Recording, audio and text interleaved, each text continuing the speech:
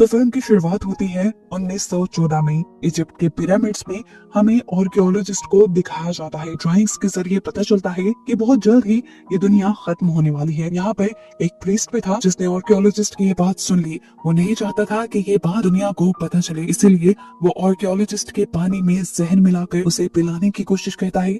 लेकिन आर्कियोलॉजिस्ट वो पानी फेंक देता है और कहता है कि आज हमने बहुत बड़ी खोज की है, आज जश्न का दिन है। वो अपने असिस्टेंट से शैंपियन लाने को कहता है। इतनी ही देर में इन्हीं पिरामिड्स के करीब एक बहुत बड़ा एलियन शिप उतरता है, जिनके अंदर से बड़े बड़े रोबोटिक एलियंस निकलते हैं, जो सीधा पिरामिड के अंदर आकर एक अजीब सी चाबी लगाता है और वो पिरामिड खुल जाता है। यहाँ पे खड़ा हुआ आर्कियोलॉजिस्ट ये सब देखकर हैरान परेशान था, जिसे उस एलियन ने एक ही सेकंड में बेहोश कर दिया। इसके बाद एलियन जब उस पिरामिड के अंदर गया तो यहाँ 4 कोनों में 4 पत्थर हवा में उड़ रहे थे। ये 4 पत्थर 4 अलग अलग एलिमेंट्स को रिप्रेजेंट कर रहे थे, हवा, पानी, मिट्टी और आग। और इन्हीं चारों पत्थरों के दरमियान में 5th एलिमेंट को भी रखा गया था। ये 5th एलिमेंट क्या था अभी नहीं बताया जाता। प्रीस्ट एलियन से कहता है कि आप इन्हें नहीं लेकर जा सकते, अगर आप यहाँ से ले गए तो दुनिया तबाह हो जाएगी। जिस पर एलियन कहते हैं कि हम खुद इन एलिमेंट्स की रखवाली करेंगे, नहीं तो दुश्मन आकर इन एलिमेंट्स को यहाँ से निकाल लेंगे। एलियंस कहते हैं कि जब इन एलिमेंट्स की जमीन को जरूरत होगी तब हम इन्हें जमीन पर वापस ले आएंगे। अब आर्कियोलॉजिस्ट का असिस्टेंट जो यहाँ पे पहले से ही मौजूद था, वो ये सब देखकर घबरा गया। उसने एलियन के ऊपर गोली चलाई तो ये गोली पिरामिड पे लग गई और पिरामिड बंद होने लगा। एलियन ने जल्दी से बाहर निकलने की कोशिश तो की, लेकिन उसका साइज बहुत बड़ा था, वो बाहर नहीं निकल पाया। और जब ये बात समझ गया कि मैं बाहर नहीं निकल सकता, तो उसने प्रीस्ट को इस पिरामिड की चाबी दे दी और कहा कि अपने वारिसों को इन सब चीजों के बारे में बताते रहना। ये एलियन तो यहाँ पर फंसकर मारा जाता है, जबकि उसके बाकी साथी यहाँ से वो 5 एलिमेंट्स लेकर निकल जाते हैं। इसके बाद मूवी में एक साथ 350 साल का वक्त गुजर जाता है। सन 2263 के सीन हमें दिखाए जाते हैं। एक फायर बॉल को दिखाया जाता है जो तेजी से जमीन की तरफ बढ़ रही थी, जमीन को तबाह करने के लिए। नासा के लोग इसे डिस्ट्रॉय करना चाहते हैं ताकि अर्थ को बचाया जा सके, लेकिन यहीं पर मीटिंग में एक प्रीस्ट भी होता है जो इनसे कहता है कि आप लोग इसे तबाह नहीं कर सकते। जमीन को बचाने के लिए जल्द ही कुछ एलियंस जमीन पर आएंगे जिनके पास 5 एलिमेंट्स हैं, जिससे ये दुनिया बच जाएगी। पता चलता है कि ये प्रीस्ट 1914 में दिखाए जाने वाले प्रीस्ट का वारिस था। यहाँ के प्रेसिडेंट को प्रीस्ट की बातों पर यकीन नहीं था, इसीलिए वो अपने कुछ छोटे स्पेसशिप उस आग के गोले के पास भेजते हैं ये जानने के लिए कि वो आग का गोला असल में है क्या वो कोई स्पेसशिप है या उसके अंदर कोई एलियन है। तो ये लोग उससे कांटेक्ट करने की भी कोशिश करें, लेकिन वो आग का गोला इतना ज्यादा गर्म था कि उसके करीब स्पेसशिप नहीं जा पाती। इसके बाद प्रेसिडेंट उस आग के गोले को तबाह करने का फैसला कर लेते हैं। छोटे छोटे रॉकेट उस पर लॉन्च किए जाते हैं तो वो आग का गोला टूटकर गिरता नहीं, बल्कि साइज में और कई गुना बड़ा हो जाता है, यहाँ तक कि वो ह्यूमन स्पेसशिप को भी अपने अंदर लेकर तबाह कर देता है। प्रेसिडेंट और नासा के लोग ये देखकर बहुत ज्यादा डर चुके थे। दूसरी तरफ अब हमें एक और स्पेसशिप को दिखाया जाता है जो इसे अर्थ की तरफ बढ़ रही थी, और इसके अंदर वही एलियंस थे जिन्हें हम 350 साल पहले देख चुके हैं, क्योंकि वो जानते हैं कि अर्थ के ऊपर मुसीबत आने वाली है, इसीलिए वो अर्थ के 5 एलिमेंट्स को अर्थ पर लेकर आ रहे हैं। इससे पहले कि वो अर्थ पर पहुंच जाती, किसी और प्लेनेट की छोटी छोटी एलियन शिप्स उसके ऊपर हमला कर देती हैं, जिससे वो शिप तबाह होने लगती है। अब सीन कट होकर हमें एक दूसरे प्लेनेट का सीन दिखाया जाता है, जहाँ जोड नाम के एक आदमी को कुछ एलियंस आकर कहते हैं कि हमने तुम्हारा काम कर दिया है, हमने उस एलियन शिप को तबाह कर दिया है, जिसमें से जो तुम्हें चाहिए वो भी हम जल्द ही निकाल लेंगे। जोड अच्छा इंसान नहीं था। यहाँ हम देखते हैं कि इंसानों को उस क्रैश हुई एलियन शिप से एक एलियन का हाथ मिलता है, जिसे वो एक मशीन में रखते हैं और उसके डीएनए को रेप्लिकेट करते हुए उसे रीजनरेट करते हैं और एक ह्यूमनॉइड एलियन बना देते हैं, जिसका नाम उन्होंने लीलो रखा। और होश में आती ही वो बहुत ज्यादा घबराने लगी। वो जो भी कुछ बोलती है ये लोग समझ नहीं पाते, क्योंकि उसे एलियन वाली लैंग्वेज आती थी। आर्मी जनरल उससे बात करने के लिए जैसे ही उसके करीब आते हैं तो वो पंच करते हुए गिलास तोड़कर वहाँ से भागने की कोशिश करती है।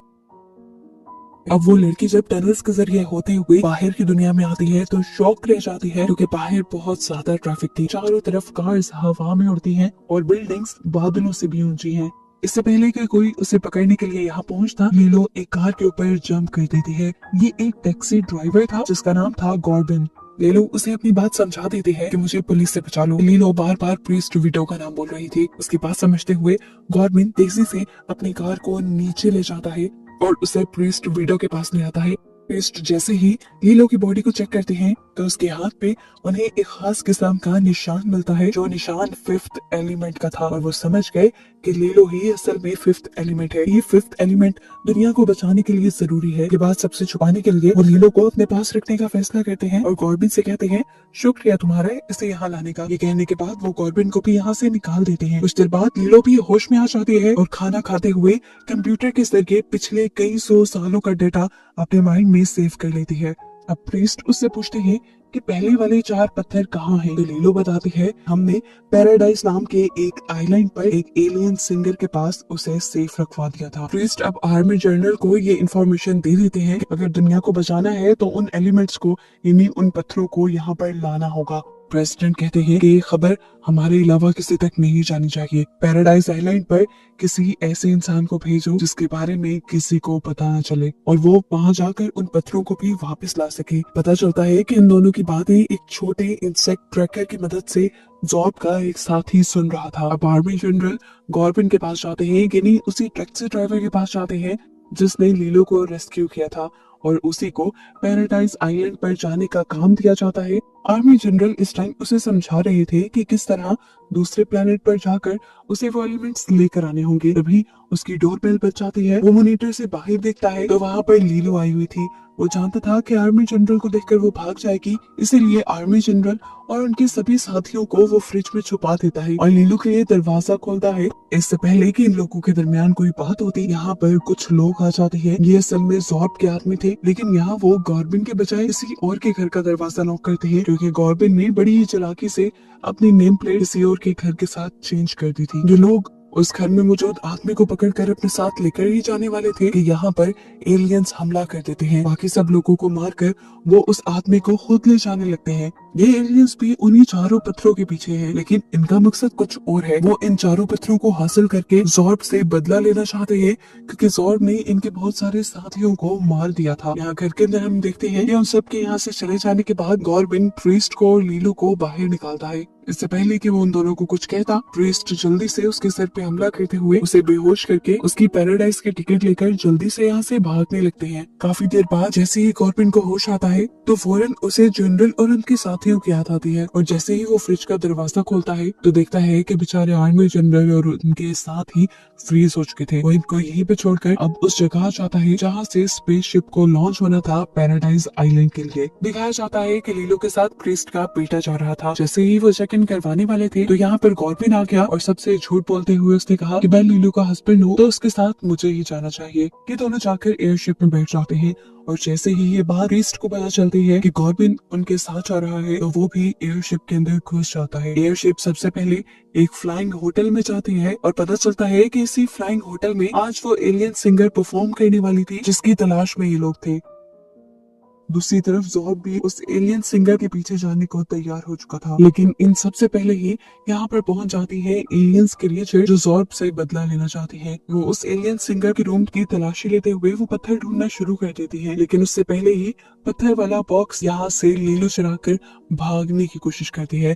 इससे पहले कि वो भाग पाती जॉर्ब उसे गन पॉइंट पर ले लेता है। लीलो को इस टाइम अपनी जान भी बचानी थी, क्योंकि वो जानती थी वो खुद भी एक एलिमेंट है, इसलिए जॉर्ब की तरफ वो वही बॉक्स फेंक कर यहाँ से भागने की कोशिश करती है, लेकिन जॉर्ब उस पर धड़ाधड़ वार करता रहता है। लीलो अपने आप को टनल में छुपा कर बचा तो लेती है, लेकिन अब वो बहुत ज्यादा जख्मी हो चुकी थी। हम देखते हैं कि वो एलियंस यहाँ कॉन्सर्ट में हमला कर देते हैं। कॉन्सर्ट में अफरा तफरी मच जाती है, सभी लोग यहाँ से भागने लग जाते हैं। एक गोली एलियन सिंगर को भी लग जाती है और उसे इस टाइम गौर पाकर पकड़ता है।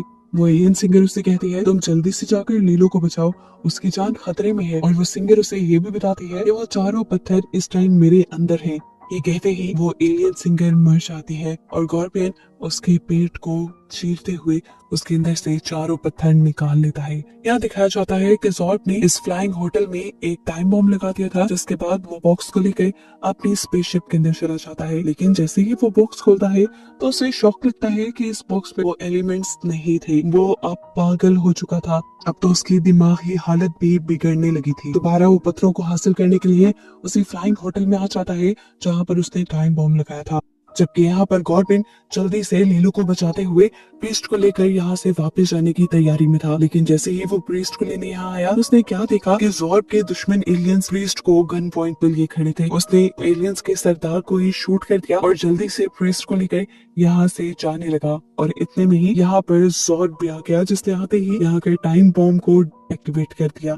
ब्लास्ट हो जाता है। शुक्र था कि गॉर्बिन की एयरशिप को इस धमाके से ज्यादा नुकसान नहीं हुआ था, क्योंकि वो चंद ही मिनट पहले ही यहाँ से निकला था। ये लोग सीधा इजिप्ट के उन पिरामिड्स में जाते हैं जहाँ पर पहले उन एलिमेंट्स को रखा गया था। ये लोग चारों पिलर्स पे अब उन एलिमेंट्स को रख देते हैं, लेकिन देखते हैं कि इनको रखने से भी अभी कुछ नहीं हुआ। तभी गॉर्बिन को याद आता है ये चारों पत्थर असल में हवा, पानी, मिट्टी और आग को रिप्रेजेंट करते हैं, इसलिए वो जल्दी से एक के ऊपर फूंक मारता है तो वो एक्टिवेट हो जाता है। प्रीस्ट एक पत्थर पे अपना पसीना डालता है तो वो भी एक्टिवेट हो जाता है। प्रीस्ट का बेटा दूसरे पत्थर के ऊपर मिट्टी डालता है, इस तरह वो भी एक्टिवेट हो जाता है। लेकिन अब ये लोग आग कहाँ से लाते? शुक्र था कि गॉर्बिन के पास एक मैच बॉक्स था जिसके अंदर एक ही मैच स्टिक थी। उसने बहुत उम्मीद से उसे जलाया और इस तरह चौथा पत्थर यानी आग वाला एलिमेंट भी एक्टिवेट हो गया। इन चारों पत्थरों के एक्टिवेट होते ही ये चारों पत्थर अपना कनेक्शन लीलो के साथ बनाते हैं, यानी फिफ्थ एलिमेंट के साथ बनाते हैं, जिसमें से एक तेज रोशनी बाहर निकलती है। वो तेज रोशनी जाकर उस जलते हुए आग के गोले को फ्रीज कर देती है, जो अर्थ को तबाह करने के लिए हर सेकंड अर्थ के करीब बढ़ रहा था। वो आग का गोला वहीं पर रुक जाता है और इस तरह फाइनली